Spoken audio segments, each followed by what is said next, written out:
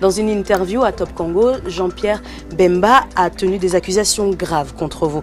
Il vous accuse notamment d'être capable, je cite, de marcher sur des cadavres pour vos intérêts personnels. Mais qui a marché sur les cadavres? Qui est rebelle dans ce pays? Qui a tué ses frères pour se positionner, pour être président de la République? Vous aviez déjà entendu Moïse Katumbi marcher sur des cadavres? Qui a tué les gens à Kisangani? Qui a pris les armes? Moi, je ne peux pas répondre à quelqu'un, peut-être qu'il ne sait pas ce qu'il a fait dans cette vie. Je vois les torchons brillent entre Jean-Pierre Bemba Gombo et les camps Katumbi, parce que Jean-Pierre Bemba Gombo, vice-premier ministre et ministre de la Défense nationale, votre allié de taille, Bemba qui demande à Katumbi de venir expliquer aux Congolais sur sa nationalité zambienne. C'est Kalombono qui nous avait dit que la mère de Katumbi est zambienne. C'est lui, les images existent. Non, il a mal choisi parce que son porte-parole n'est pas à la hauteur. Tout en étant gouverneur au Congo. En 2013. C'est-à-dire, il était détenteur d'un passeport rouge, diplomatique. De la Zambie. Le passeport, suivez-moi d'abord, d'un passeport de la RDC comme gouverneur. Ah, ok. Avec ce passeport-là, on ne demande jamais de visa. Son billet d'avion, ce passeport, on voyage. Mais le monsieur n'utilisait pas ce passeport d'importance. Il utilisait un passeport ordinaire de la Zambie, pour lequel, toutefois, il devait demander le passeport.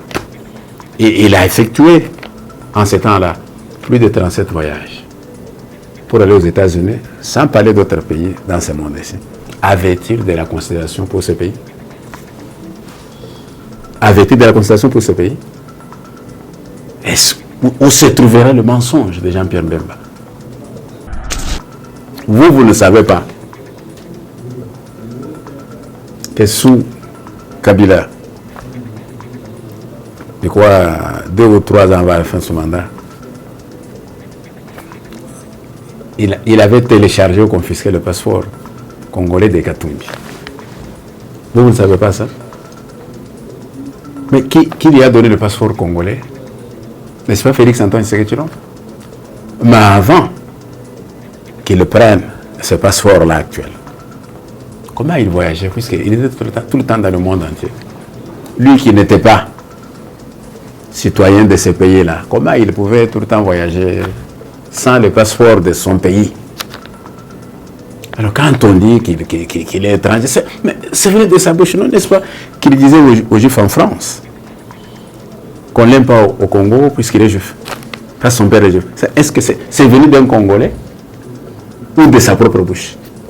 Les élections étaient combattues par plusieurs personnes du camp opposé, mais ils ont eu lieu.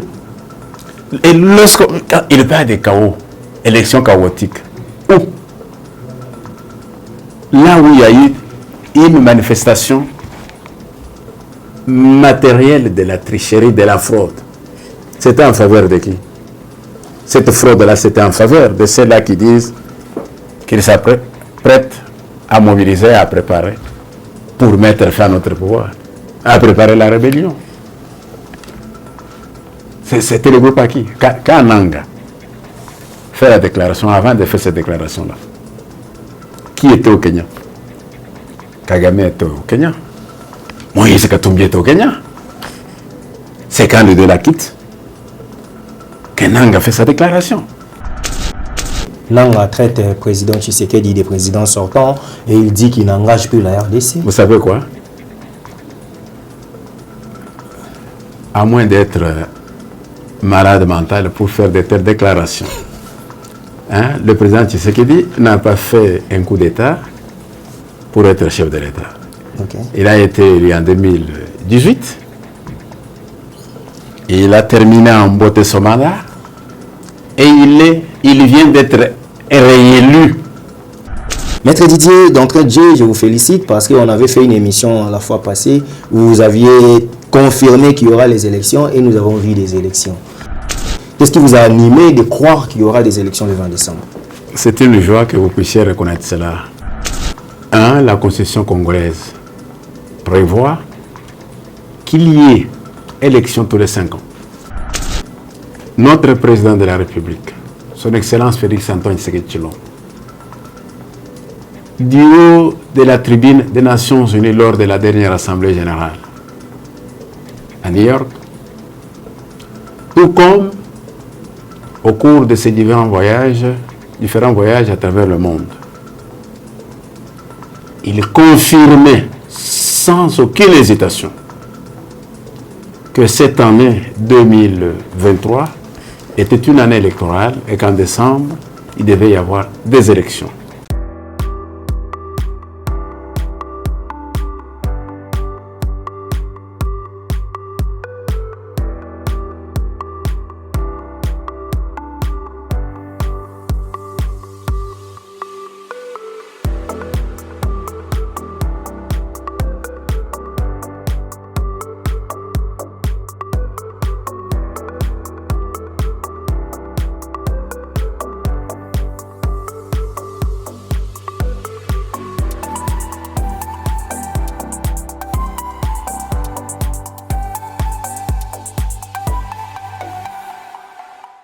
Merci de nous faire confiance, fidèles internautes de Archidic Info. Vous êtes tellement nombreux en train de nous suivre. Nous vous disons merci. Nous vous remercions de votre sympathique attention et vous recommandons encore, comme vous nous aimez bien, de commenter nos vidéos, de partager nos vidéos, de liker. En tout cas, c'est une manière pour vous de nous donner la force. Merci. En tout cas, juste à quelques heures après les élections, nous recevons pour vous Maître Didier Kondo. Maître Didier Kondo, qui n'est pas n'importe qui dans ces pays. Il est le président interfédéral de l'UDPS, parti au pouvoir. Il est porte-parole des 4 langues, donc de tous les coins de la République démocratique du Congo. Il est le porte-parole de l'UDPS dans les zones de nos langues nationales. Donc lui est avec nous. Étant porte-parole du parti au pouvoir, nous parlerons avec lui sur le déroulement des élections et toutes les questions que nous avons dans notre questionnaire. Il va devoir nous répondre quant à ça parce que nous devons savoir c'est quoi les secrets de l'UDPS pour réussir cette campagne. Maître Didier Kondo, bonjour. Bonjour, monsieur le journaliste. Comment allez-vous, maître? Notre Seigneur Jésus-Christ est au contrôle. Merci. Il veille sur nous, nous nous portons bien. Ok. Maître Didier, d'entrée de jeu, je vous félicite parce qu'on avait fait une émission la fois passée où vous aviez confirmé qu'il y aura les élections et nous avons vu des élections. Quelle réaction aujourd'hui? Vous étiez prophète, vous étiez analyste fin. Qu'est-ce qui vous a animé de croire qu'il y aura des élections le 20 décembre? C'est une joie que vous puissiez reconnaître cela. Il était normal que j'atteste déjà à l'époque qu'il devait y avoir bel et bien des élections. Pourquoi? 1. La Constitution congolaise prévoit qu'il y ait élection tous les 5 ans. Okay. De 2, la loi électorale était votée. Et en 3e lieu, notre président de la République, son Excellence Félix Antoine Tshisekedi Tshilombo, du haut de la tribune des Nations Unies lors de la dernière Assemblée générale à New York, tout comme au cours de ces différents voyages à travers le monde, il confirmait sans aucune hésitation que cette année 2023 était une année électorale et qu'en décembre, il devait y avoir des élections. Également aussi, en 4e lieu, la CENI, Denis Kadima, a toujours dit aux gens, a toujours confirmé à tous les Congolais qu'il devait y avoir bel et bien élection.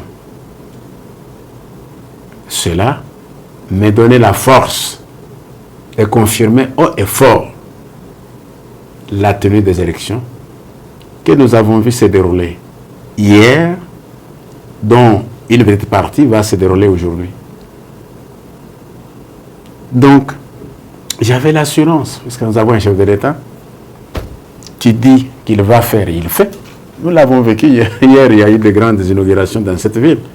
Mamayemo, le centre financier, vous avez suivi les déclarations du représentant du côté turc. Il a dit quoi? C'est un centre unique au pays, et même unique sur l'ensemble du continent. Et il dit que pareils centres sont des centres rares qu'on ne trouve que dans le cœur de certaines villes, de certains quartiers comme Manhattan, à New York. Et qu'à partir de ces centres, le Congo confirme son développement, non pas seulement pour le Congo, mais également pour l'Afrique. Et que ces centres aient d'un intérêt mondial, universel. Ça ne venait pas des Congolais. Quel est son rôle, les centres financiers? Nous avons tous suivi, comme le nom l'indique, centre financier. C'est un centre qui réunit tout ce qui concerne les services financiers au même endroit. Les budgets, les finances, les régies financières, ils travaillent ensemble. Et avec le numérique, la fraude n'aura plus de place dans notre pays. Et comme la fraude va réellement céder la place dans notre pays, tout ce qui va entrer va réellement servir à développer le pays. À faire de meilleures choses pour le Congolais, à assurer la survie du Congolais. Donc c'est vraiment un grand centre. Et construit en un temps record que ces gens disaient non, il ne fait que parler, il ne fait que promettre. Mais on ne voit rien, il ne fait rien, mais nous avons tous vu. Certains l'accusent qu'il y a eu surfacturation lors de la construction de ces bâtiments. Et puis, une bouche nous a fait savoir qu'on devrait construire 5 immeubles. On a inauguré un plan inachevé parce qu'on nous a montré des immeubles alors qu'on devrait construire 5 immeubles. Les 3 immeubles sont en chantier. Et le président s'est précipité pour se doter d'un bilan. Ça me fait rire. Hein? Il y a eu surfacturation. Qui a surfacturé? Le président de la République? Le gouvernement congolais? Qui dit ça? Ça, c'est un discours de méchants et les méchants le connaissons. Ils sont en train de déchanter pour le moment. Pareil immeuble. En un temps vraiment record. Ça n'existe pas dans ce monde. Le grec qui parlait, excusez-moi, le turc qui parlait, il a donné l'exemple d'un centre presque le même dans la ville de Paris en France. Il a dit que la seule étude de faisabilité avait pris 2 ans et que les travaux avaient pris 5 ans, donc 7 ans, pour arriver à réaliser. Or, chez nous, ce que nous avons vu là, a pris moins de 2 ans. Il faut louer. Le Turc lui-même l'a dit, que le centre n'est pas complet. Il y a encore des travaux, pas qui concernent les bâtiments présentés, mais concernent les bâtiments en construction. Et il a donné le délai. Il a dit qu'en 6 mois, tout sera fini. Il est allé loin pour parler d'autres choses qu'ils font, le centre culturel en face de Paris du Peuple. Ouais. Et des travaux qui ont débuté à l'aéroport d'Indil pour la construction d'un aéroport extraordinaire, qui va être un des aéroports mondiaux respectés sur la planète. Il y a 8 ans d'un aéroport qui aura un aérogare modulaire. Oui, ce discours que nous avons entendu il y a 8 ans, ce n'était pas avec Félix Antoine. Hein, le ténor de ce discours-là a eu même à prendre 500 millions ou 550 millions auprès d'une banque chinoise. Mais tout ce montant-là qui n'a servi qu'à la maquette, qu'à donner lieu à la maquette qui nous avait été présentée, et c'est tout.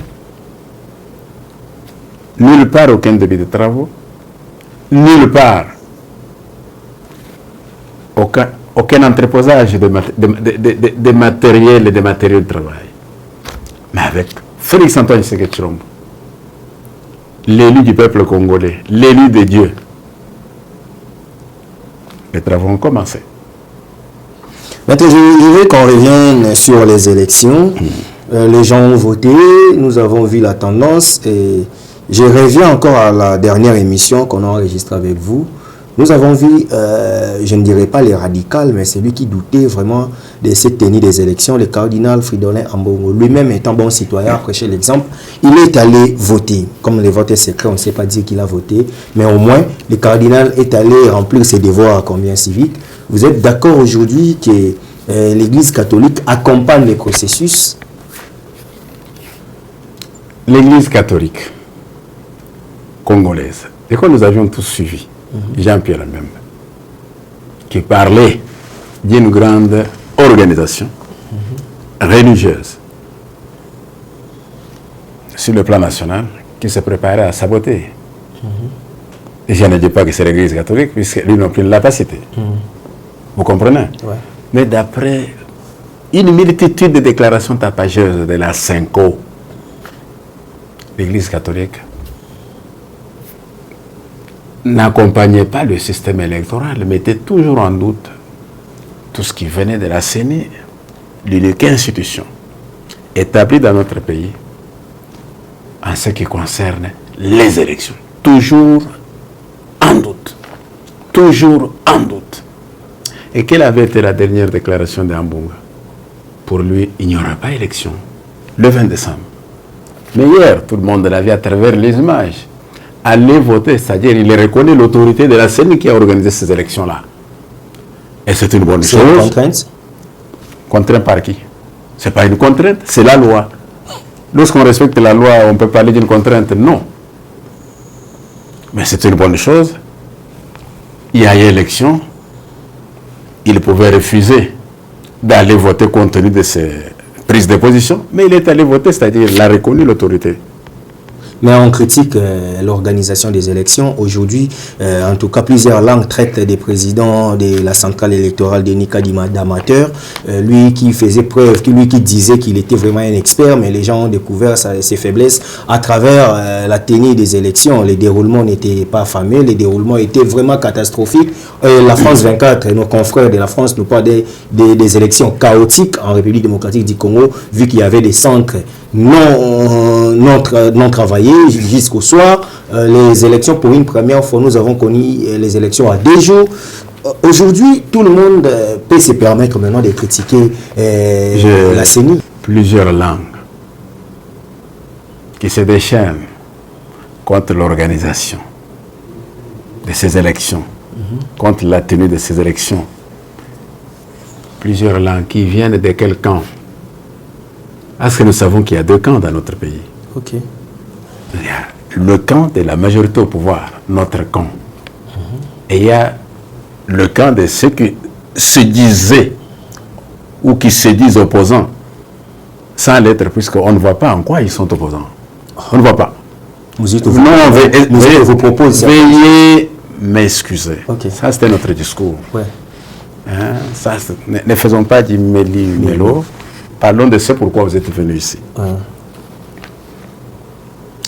Le cas de FCC. Est-ce que le FCC est d'abord partie prenante? Ils avaient l'interdiction de Joseph Kabila de ne pas se faire enrôler, de ne pas participer à ces processus. Ceux qui avaient compris que c'était une erreur ont quitté ces camps-là. Ils se sont fait enrôler. Ils ont voté. D'autres se sont fait aussi voter par les gens. Alors, les gens qui, au départ, se sont opposés farouchement à la tenue des élections, croyez-vous qu'en face de la réalité, parce que les élections ont réellement eu lieu, ils peuvent donner une position contraire? En réalité, ils souhaitaient quoi? Qu'il n'y ait pas d'élection, qu'on aille au dialogue, et après après Diallo d'une année ou de 2 années qu'ils disent que le président de la République ne puisse pas se représenter puisqu'il venait de diriger ainsi de suite. C'était ça leur objectif. Mais nous respectons la loi. Que dit la Constitution? Qu'ils nous disent que nous avons organisé des élections en dehors du délai constitutionnel, du délai légal. Ils n'ont pas d'argument à nous opposer quant à ceux. Ils n'ont pas d'argument à nous opposer. Mais ils le font, excusez-moi, ils le font par mauvaise foi. Si le FCC mobilise, pour mettre fin à votre régime, veuillez m'excuser. Mais le FCC est en train de préparer sa rébellion. Avec Nanga, avec Yonunubi, nous le savons. Ce n'est un secret pour personne. Qu'ils préparent la rébellion, ils n'ont pas affaire aux femmes en pantalon, ils ont affaire aux hommes comme eux, et aux hommes au pouvoir, et aux hommes bien organisés. S'il y a quelqu'un qui voudrait se lever son doigt pour dire qu'il doit prendre les armes, qu'il doit faire ceci, cela, il rencontrera la force de la loi sur son chemin. Et il aura à se taire. Les élections ont été combattues par plusieurs personnes du camp opposé. Mais ils ont eu lieu. Et quand il parle de chaos, élections chaotiques, là où il y a eu une manifestation matérielle de la tricherie, de la fraude, c'était en faveur de qui? Cette fraude-là, c'était en faveur de ceux-là qui disent qu'ils sont prêts à mobiliser, à préparer pour mettre fin à notre pouvoir, à préparer la rébellion. C'était le groupe à qui? Quand Nanga fait la déclaration, avant de faire cette déclaration-là, qui était au Kenya? Kagame était au Kenya. Moïse Katumbi était au Kenya. C'est quand les deux la quittent que Nanga fait sa déclaration. Il n'y a plus de secret dans ce monde ici. Le monde est devenu petit. Nanga traite le président Tshisekedi des présidents sortants et il dit qu'il n'engage plus la RDC. Vous savez quoi? À moins d'être malade mental pour faire de telles déclarations. Le président Tshisekedi n'a pas fait un coup d'État pour être chef de l'État. Okay. Il a été élu en 2018. Et il a terminé en beauté son mandat. Et il vient d'être réélu en 2023. Vous confirmez? Alors, il est réélu, papa. Il est réélu. C'est la CENI qui a ses monopoles. Quand même. Je ne le proclame pas, mais je vous dis qu'il est réélu. Nous avons tous suivi la tendance un peu partout à travers l'ensemble du pays. Nous avons suivi la tendance. Et même le discours des Congolais.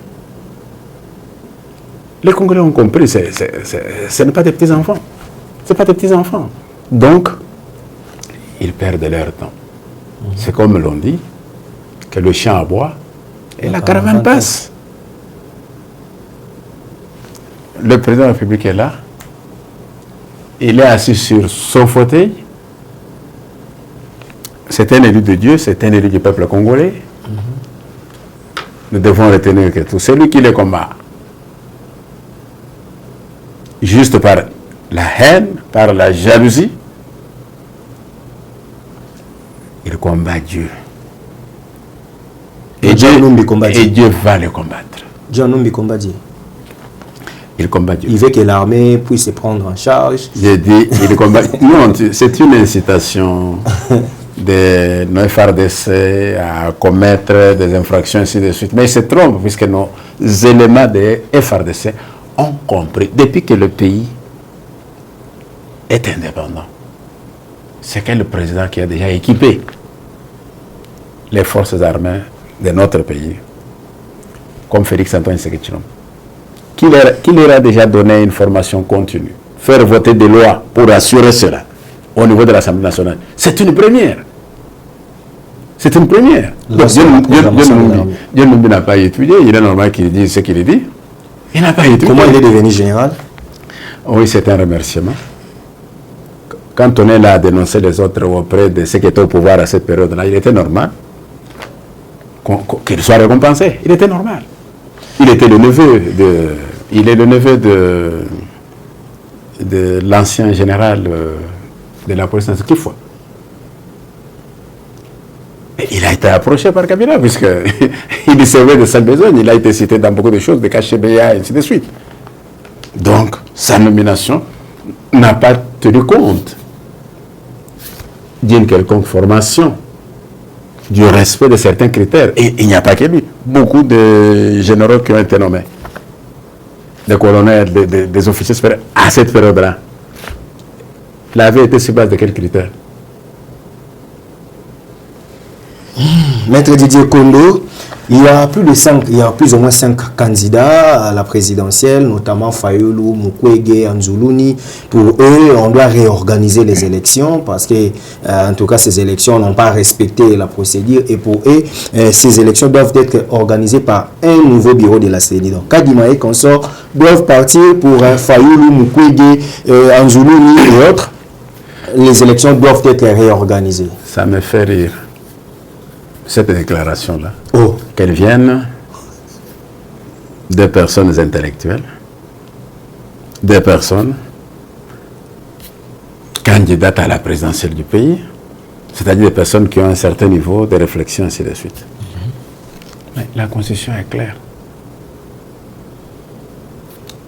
La Constitution ne reconnaît qu'une seule CENI. Aucune disposition de la Constitution n'est dit que les opposants peuvent changer cette CENI-là, chasser les animateurs de cette CENI-là, mettre leurs hommes à eux et réorganiser. Ce qu'ils disent là viennent de quel ciel? C'est pourquoi je vous dis, quand vous n'avez plus d'arguments, il faut fermer la bouche. Sinon, tout ce que vous allez sortir ne sera que des bêtises sur bêtises. Il faut éviter ça. Ce qu'ils disent là, ils le tiennent de quoi? Qu'est-ce qui leur donne la force? Puisque tout ce que Félix Antoine Tshisekedi Tshilombo fait, il le tient de la loi.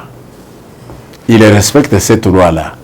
Ce qui fait que, malgré les multiples démarches faites à travers le monde et à travers le pays, de reporter les élections, d'aller au dialogue, et ainsi de suite. Quand il a regardé, il s'est dit non, il est dans la légalité. Faut-il demeurer dans la légalité? Faire respecter la loi? Ou ne pas respecter la légalité, ne pas faire respecter la loi?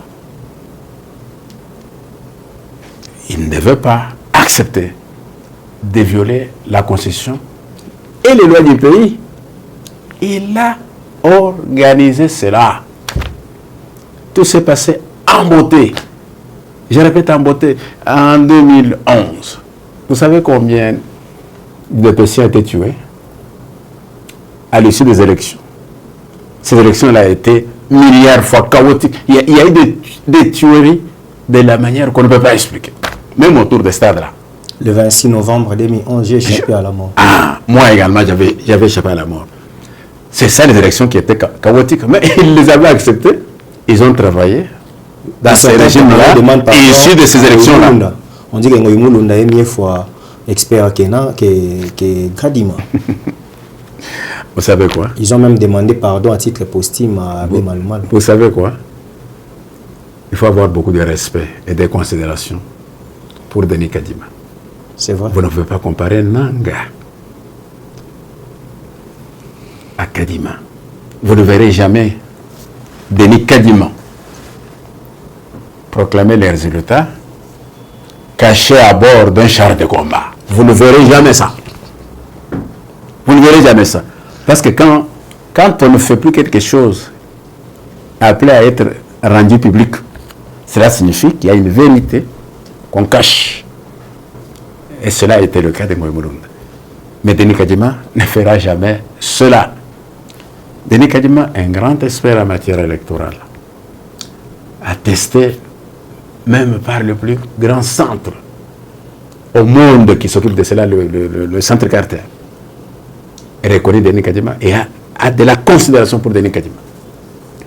Il a dirigé des élections presque sur tous les continents. Il l'a fait sur le continent américain, sur le continent européen, sur le continent africain. Il a fait tout ça.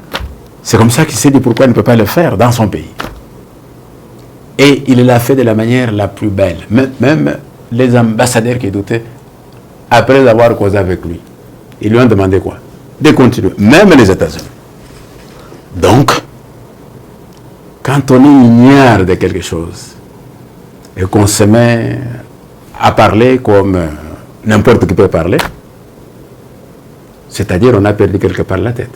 Non, mais Matata Ponyo, dans sa déclaration, revendique la victoire de Moïse Katumbi. Matata Ponyo, ancien Premier ministre. Mais il était d'abord candidat comme Moïse Katumbi. Oui, qui a désisté en sa faveur. Ah, il a désisté en sa faveur. Mais il y a eu des gens qui votaient pour lui. Pourquoi il ne peut pas d'abord revendiquer cette victoire pour lui-même, il va revendiquer seulement pour Moïse Katumbi?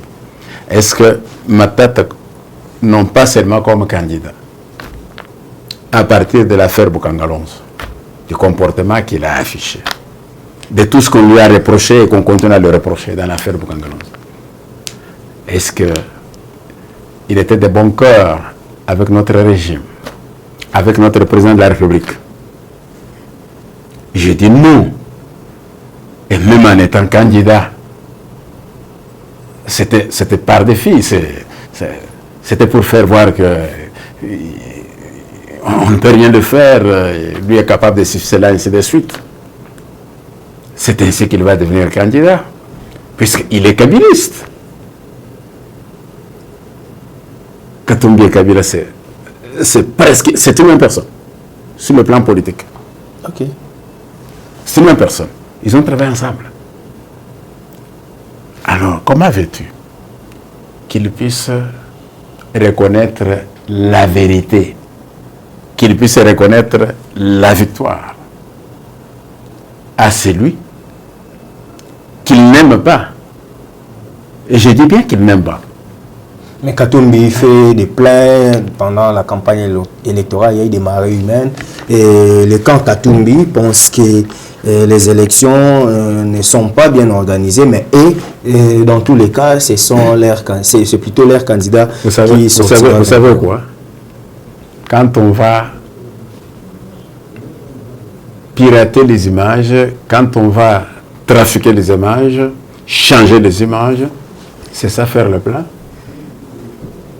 Katumbi n'a pas fait de plan. Ce qu'on voit là, c'est quoi? Ce qu'on voit là, je dis, c'est des images travaillées ou retravaillées par les experts en informatique. C'est les images retravaillées. Pourquoi Katumbi n'a pas tenu de meeting au stade Camagnol ici? Pourquoi il n'a pas tenu de meeting dans le Grand Kasaï? Nous avons tous vécu les meetings de Katumbi à Boma, à Matadi, à Moanda. Il y avait combien de gens? À Massimanimba, qui se trouve être également le chef de l'assistant de Katumbi, Kamitatu. Est-ce qu'il y avait plus de 250 personnes dans le meeting de Katumbi? Alors, si vous affirmez qu'il y a eu des anges qui sont venus du ciel pour prendre part à ces meetings et qu'ils étaient nombreux, je comprendrais. Mais vous parlez des humains comme nous. Nous ne les avons pas vus. Nous ne les avons pas vus. Et il s'agit tout simplement des images qu'on fait pour faire le marketing politique pour la consommation de qui? De ceux qui soutenaient de l'extérieur. Donc vous affirmez ce que disait votre candidat qu'il est candidat des étrangers. C'est pas un mensonge, c'est une vérité, c'est connu par tous les Congolais. Ce sont des affirmations. Non, c'est pas gratuit. Le Congo attaqué, agressé par Kagame et le Rwanda. aucune condamnation, malgré les réclamations des Congolais qui se disent, mais comment toi tu ne peux pas condamner? Il n'a pas condamné. Il a eu même à chasser des gens de son parti pour avoir dénoncé le comportement du Rwanda. Il n'y a pas que cela. Nanga venait de faire une déclaration grave contre la République. Tout le monde a condamné, sauf ces camps-là, de Katumbi. Cela signifie qu'il est le candidat des Congolais lorsque le M23 a pour candidat dans ces élections qui se sont déroulées hier dans notre pays. Moïse Katumbi. Est-ce que le M23 c'est le Congolais? Le M23, c'est le RDF.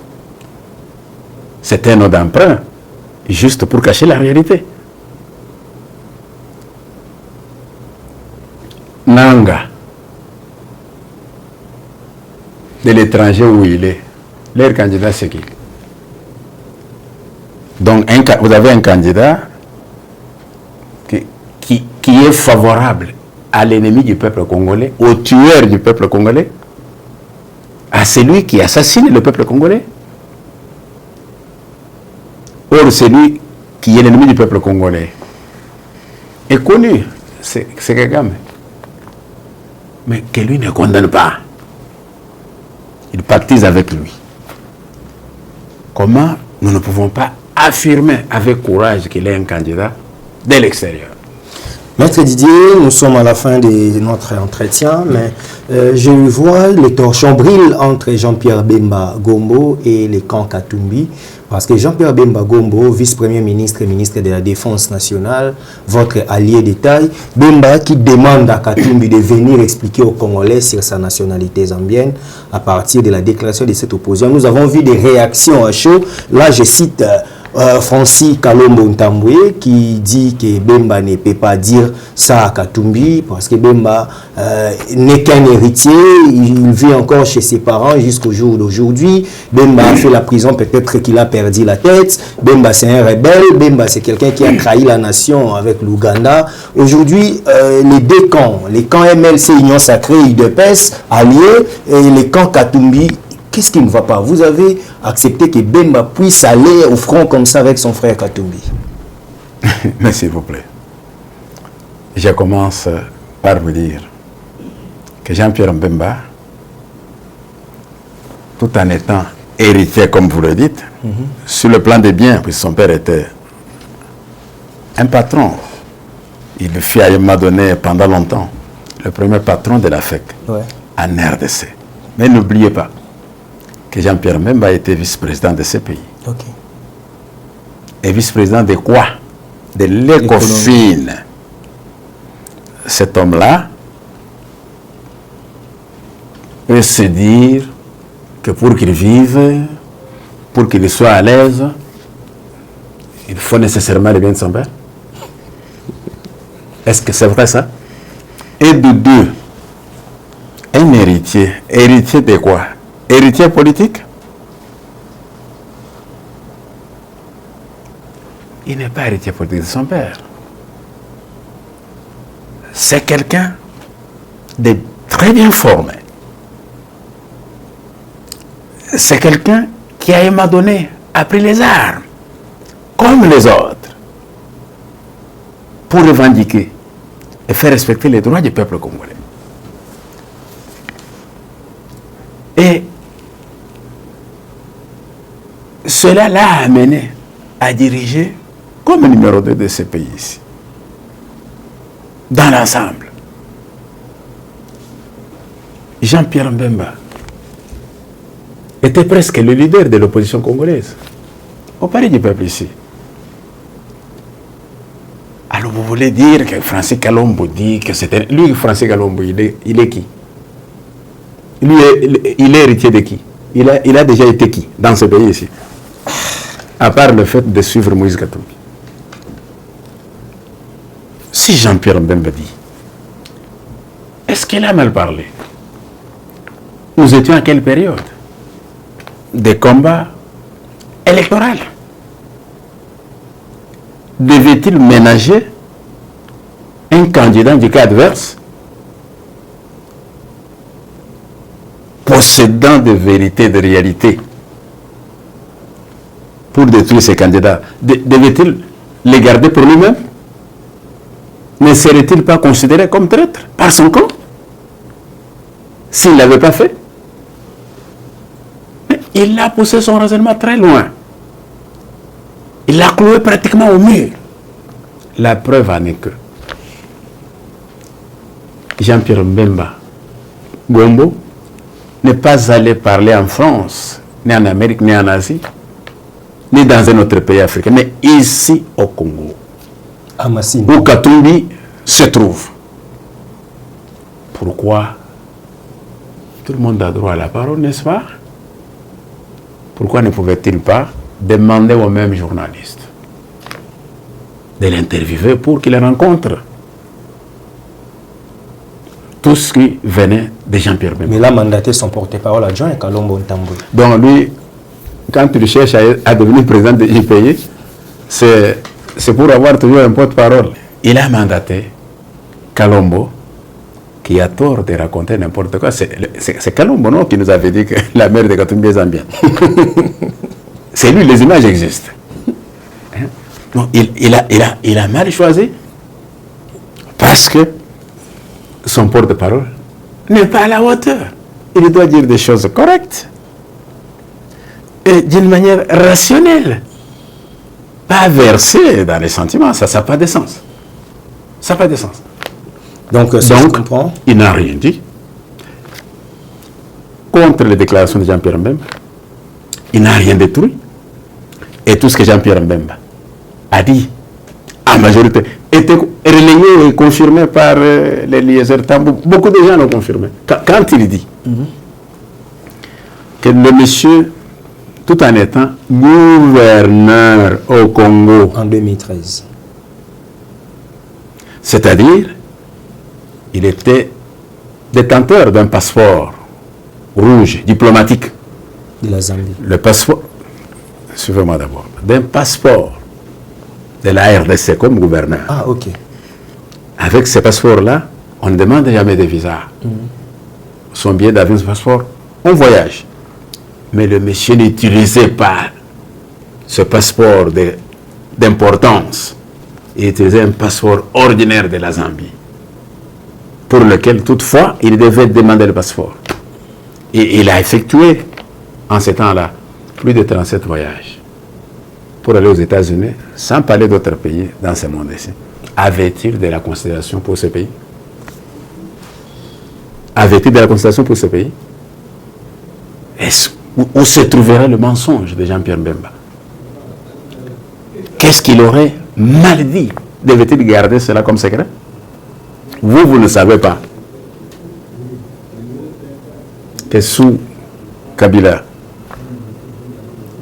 de quoi 2 ou 3 ans avant la fin de son mandat, il avait téléchargé ou confisqué le passeport congolais de Katumbi. Vous ne savez pas ça? Mais qui lui a donné le passeport congolais? N'est-ce pas Félix Antoine Tshisekedi Tshilombo? Mais avant qu'il prenne ce passeport-là actuel, comment il voyageait? Puisqu'il était tout le temps dans le monde entier. Lui qui n'était pas citoyen de ce pays-là, comment il pouvait tout le temps voyager sans le passeport de son pays? Alors quand on dit qu'il est étranger, c'est vrai de sa bouche, non, n'est-ce pas, qu'il disait aux Juifs en France qu'on ne l'aime pas au Congo puisqu'il est juif. Parce que son père est juif. Est-ce que c'est venu d'un Congolais ou de sa propre bouche? Mais Bemba est allé trop loin pour dire que, bon, on n'a pas cité nommément Katumbi, mais pour dire que cet homme-là que vous citez est allé consulter une agence RIS pour pirater les sites de la CENI. Et vous savez quoi? Vous dites bien qu'heureusement qu'il n'a pas cité. Vous comprenez? Moi également, je ne le cite pas. Je ne le cite pas. Mais l'agence a fait ses activités dans notre pays. Ok. Il y a eu des revendications, par exemple dans le Kasaï, où la personne qui est réellement votée, le chiffre 20, mais la photo de Katumbi apparaît. Lui qui est le chiffre 3. L'agence a réellement travaillé. Si cette agence-là a réellement travaillé, elle a travaillé au profit de qui? Au profit de qui? Au profit de qui? Donc Jean-Pierre Bemba n'a pas menti. Tout ce qu'il a dit, en partie, nous avons déjà vivre ça. Donc vous avez un homme politique comme Jean-Pierre Bemba qui nous dit la vérité, qui nous informe dans un combat, je répète, loyal, parce qu'il n'a jamais suspendu des armes sur la tête de qui que ce soit en disant si vous venez pour me contredire, on va vous tuer. Il n'a jamais dit ça. Je répète, il n'a jamais dit ça. Top Congo est là, en permanence.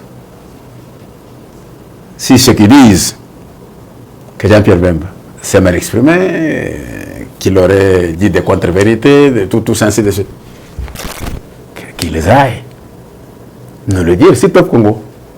Et nous allons comparer. Comme droit de réponse. Mais juste, nous allons tous comparer. Qui a raison, qui a tort. Et par le fait que cela ne vient pas, c'est que Jean-Pierre Bemba a totalement raison.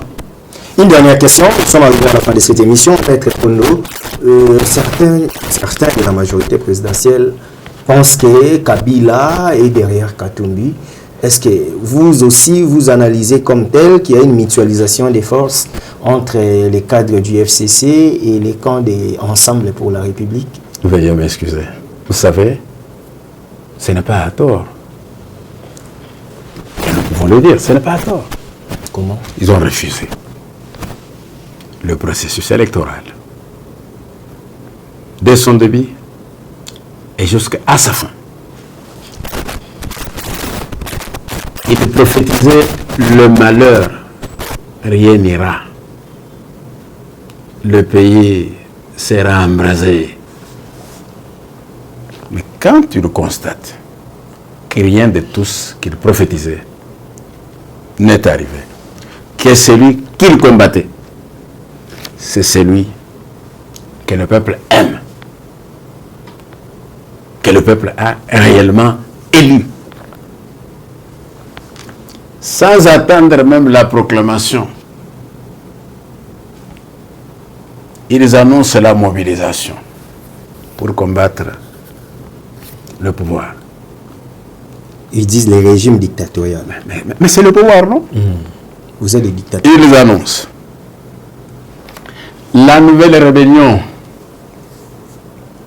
de Nanga. Vous savez pourquoi elle existe? Pourquoi? C'est parce que le Rwanda dit, c'est un mensonge, que le M23 c'est le Congolais. Alors que c'est le Rwanda, c'est le RDF.